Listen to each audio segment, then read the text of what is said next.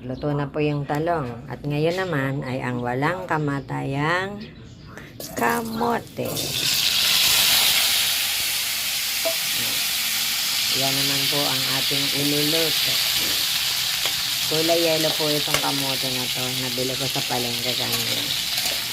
Instead na tinapay na nakakalaki ng tiyan, ito na lang pong kamote, prito. Or pwede nyo siyang ilaga. Ito. Ano pa to? Magaling na pang tunaw. Fiber. Ang pritong kamote. Sa linangho kasi, ganito lang yung mga niluluto din ng nanay namin. Lalo na pag merienda time. Hindi kami nabiling tinapay, malayo kami noon sa bayan.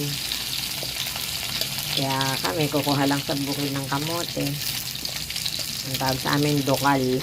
Dudukal lang ang tatay ko. Tapos meron na kaming merienda. Kundi nilagang kamote, pritong kamote, o nilagyan ng asukal. Ayan. Sobrang native po ng pinaglulutuan ko.